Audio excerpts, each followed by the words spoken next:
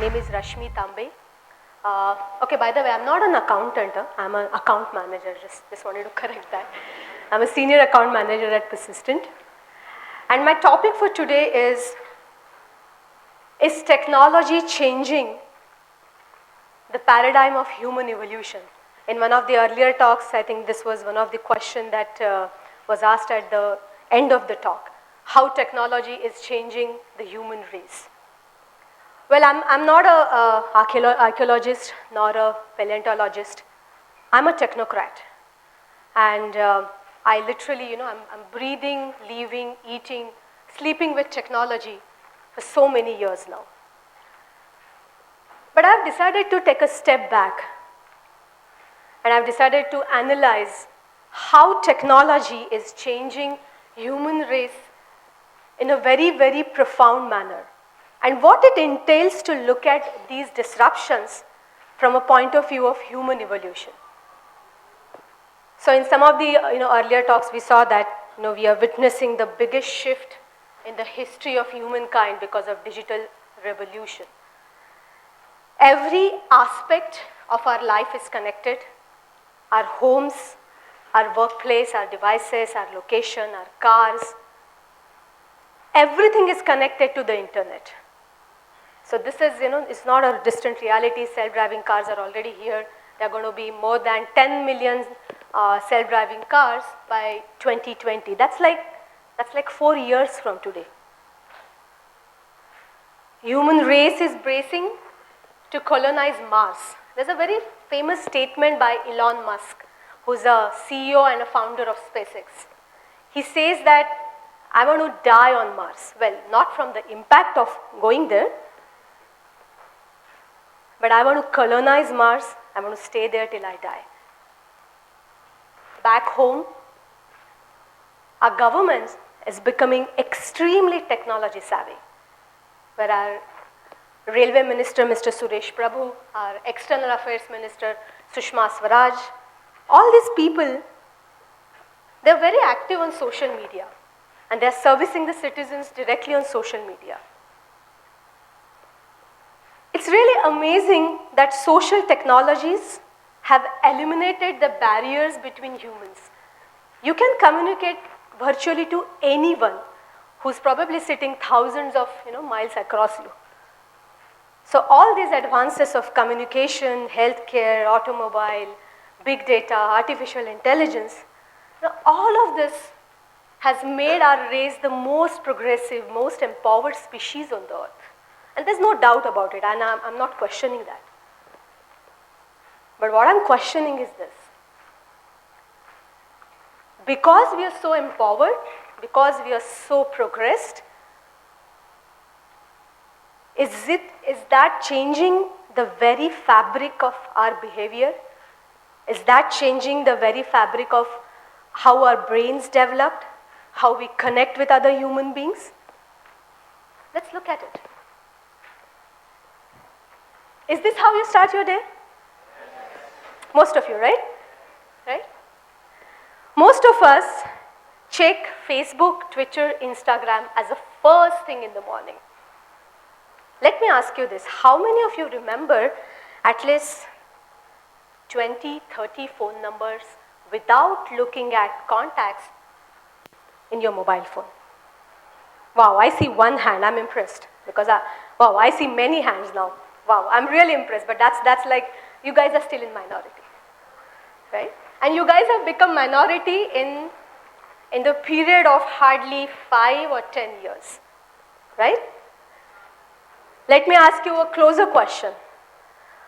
On a very beautiful sunny day after the rains, if you visit the famous lake in Nagpur, Ambazari, I believe, Ambazari Lake, right?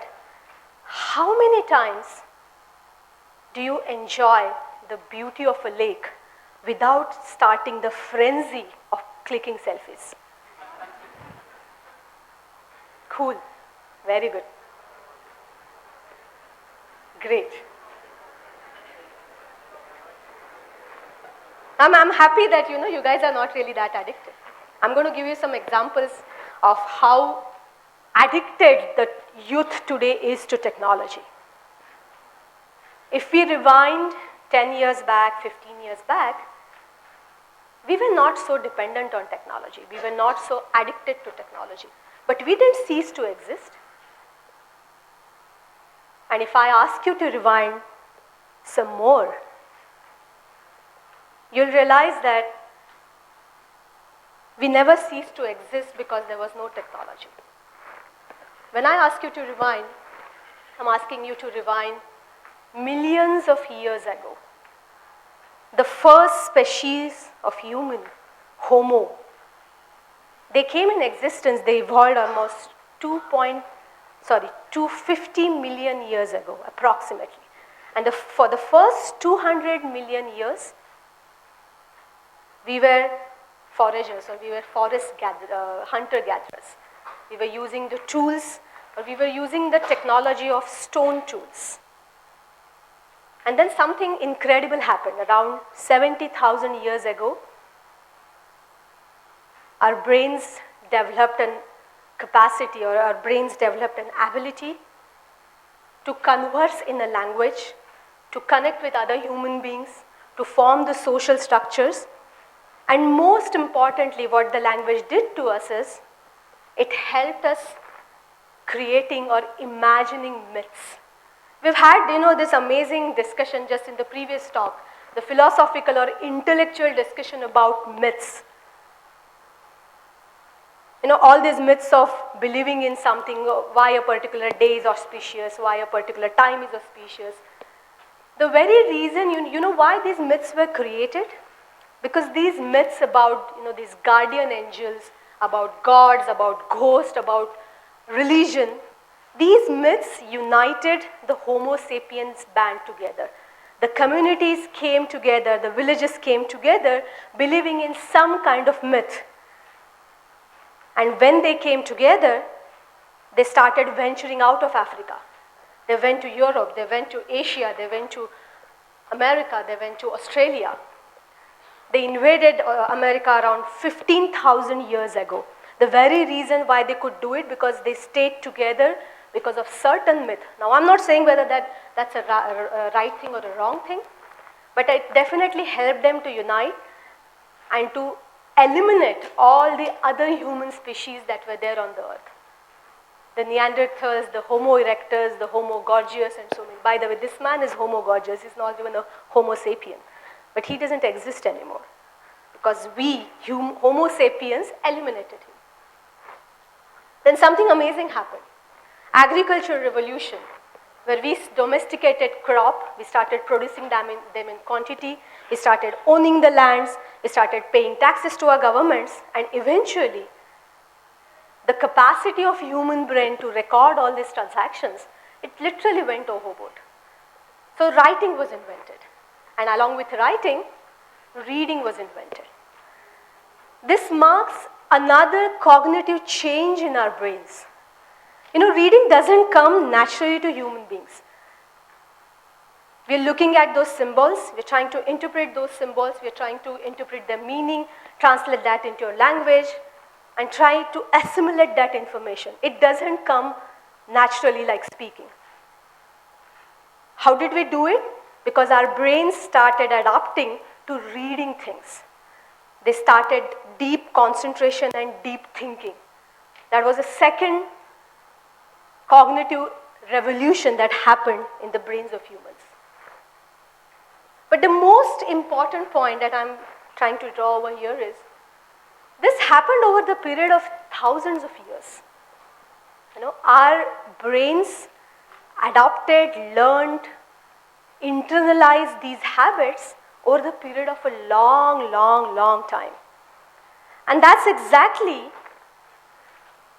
why the very primitive structure in our brains, it's called basal ganglia. It's evolutionary the most primitive structure of a human mind. And what it does is, it does the automation of habits.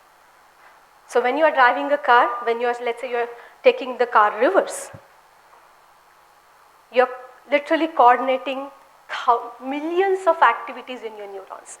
You're coordinating your hands, your legs, your eyes, and you can still talk to the friend who's sitting next to you.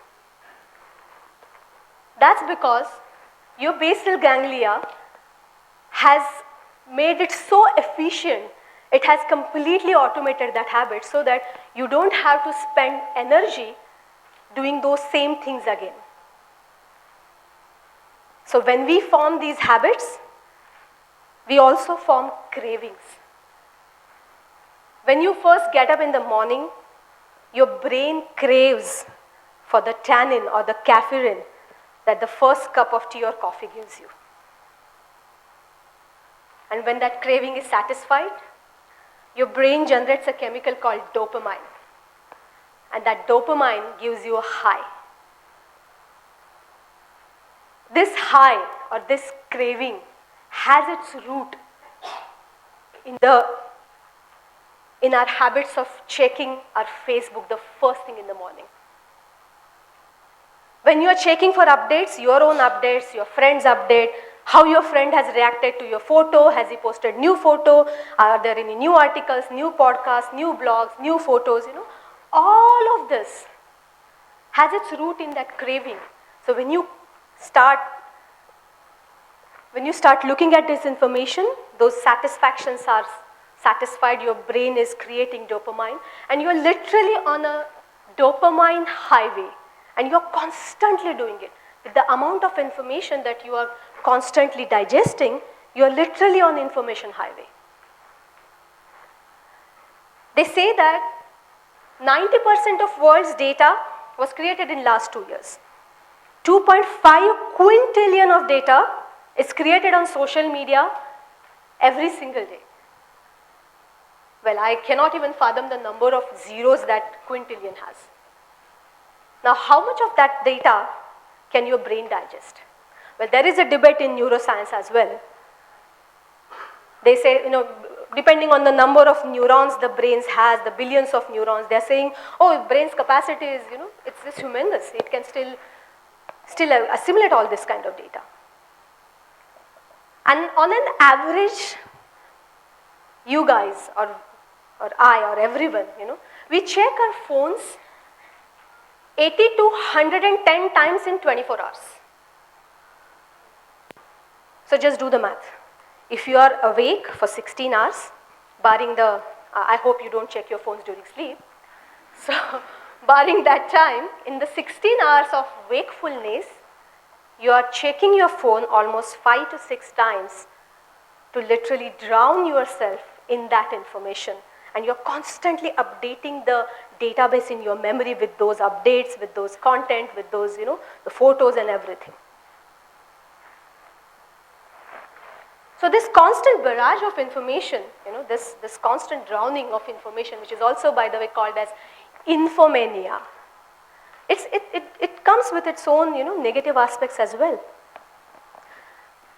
There was a study done by University of Petersburg School of Medicine, wherein they checked the amount of social media usage to users' mood. And they realized that most of the young adults are prone to severe clinical depression depending on their social media activity. Does it sound very surprising? It isn't, right? Well, there is another surprising study. In 2011, University College of London did a study and they came up with a very positive outcome that, oh, you know what? The amount of Facebook friends you have, there's a direct correlation between that and between the gray matter in your brain. Now, some say that, oh, it's a good thing then. If I have more Facebook friends, I'm more smarter, I'm more competent. Why not? The problem in that argument is, you don't know where the gray matter is increasing. And there is a debate in neuroscience because they are not able to predict or they are not able to understand this increase in gray matter, how it's going to affect our brains. I want to tell a personal story here. I have a daughter, she's 6-year-old. And she drew a very beautiful picture. I shared it on WhatsApp with a close family group. And she loved it that I shared it. And the next question she asked me, oh, are you not sharing this with your office friends? Why aren't you sharing this with your school friends? And then I realized that Even for a 6-year-old child, this dopamine high is getting a norm. She's getting that high of me sharing it with people, she getting that appreciation, that satisfaction, and that is creating more craving for more social sharing. So imagine what this is doing to our brains. But the most profound question that I want to ask you, are we losing our originality? Try writing an essay without Googling. No, it's really difficult, you know. The first time I wrote a blog, I had a hard time not seeing Google. And then I realized that when I was a school kid, when I was writing those essays in exam, I didn't have a Google sitting next to me telling me how to write an essay. If you can't write an essay, try writing at least 10 innovative ideas of any subject of your interest. You'll be surprised. You cannot produce the ideas which are original. So the caveat here is original. The ideas which no one else in the world have thought about. Try doing it for some more days. What might happen is your brain starts creating these new neural pathways. You might start coming up with really good ideas, and eventually you might write something original. That is called as plasticity of brain. Brain is a muscle. And like any other muscle in our body, it follows the same principle. Use it or lose it. So if you are drowning yourself in the constant barrage of information, the content, the useless, mindless feeds on Facebook, you are just becoming dumb terminals. And in the evolution perspective, what does it mean? Now human race lost tail. Human race lost hair on their, too many hair on their bodies. Why? Because the biological principle is that if you don't use something in your body, you're going to lose it. So imagine how this is going to have a profound impact on the future generations.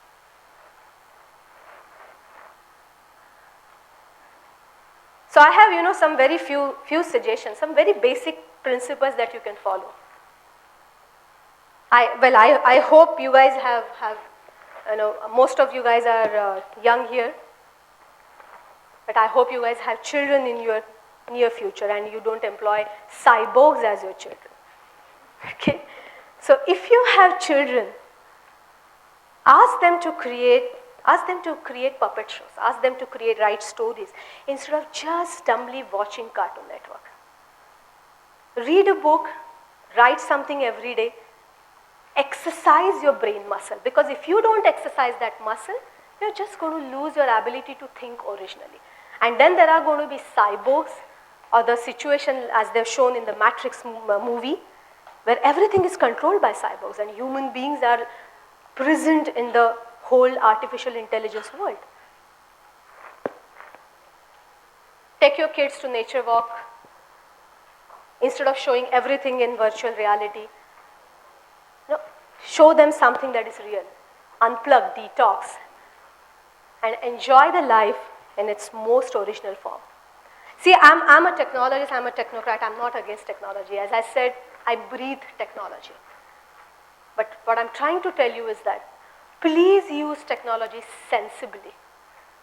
Instead of looking at 100 contents, be very wise, very selective, and consume only that much that is required. And channelize that to create more than just consuming it. Otherwise, this is going to be inevitable.